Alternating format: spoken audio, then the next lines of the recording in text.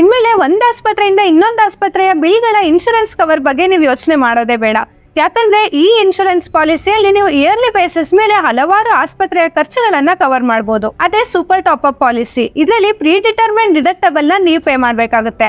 ಆಮೇಲೆ ಉಳಿದಿರುವಂತ ಅಮೌಂಟ್ ನ insurance maximum ಎಷ್ಟಕ್ಕಿದೆ ಅಂದ್ರೆ ಸಮ್ ಇನ್ಶೂರ್ಡ್ ಬೇಸಿಸ್ ಮೇಲೆ ಇನ್ಶೂರೆನ್ಸ್ ಅವರೇ ಪೇ ಮಾಡ್ತಾರೆ. ಈ ಸೂಪರ್ ಟಾಪ್ ಅಪ್ ನ ಕೀ ಬೆನಿಫಿಟ್ಸ್ ಅಂದ್ರೆ ಕವರೇಜ್ ಲಿಮಿಟ್ ಜಾಸ್ತಿ ಸಿಗುತ್ತೆ, ಹಾಗೇನೆ ಈ ದುಬಾರಿ ಬಿಲ್ಗಳಿಂದ ಒಂದು ಸೇಫ್ಟಿ ಸಿಗುತ್ತೆ, ಮತ್ತೆ ಹೈ ಲಿಮಿಟ್ ಇರೋ ಇನ್ಶೂರೆನ್ಸ್ ಗೆ ಕಂಪೇರ್ ಮಾಡಿದ್ರೆ ಇದು ಕಮ್ಮಿ ದುಬಾರಿ. ಇದರಲ್ಲಿ ಡಿಡಕ್ಟಬಲ್ ಅಮೌಂಟ್ ನ ಕೂಡ ನೀವೇ ಚೂಸ್ ಮಾಡ್ಕೋಬಹುದು.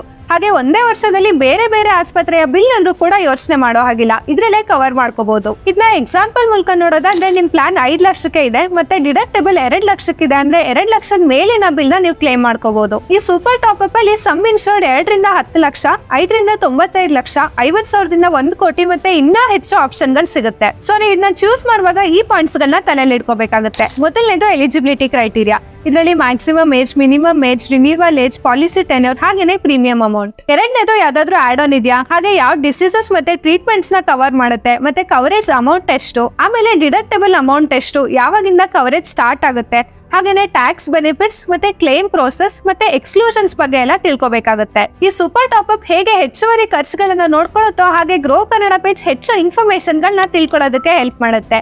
ಸೊ ಇವಾಗಲೇ ಗ್ರೋ ಕನ್ನಡ ಪೇಜ್ ನ ಫಾಲೋ ಮಾಡ್ಕೊಳ್ಳಿ.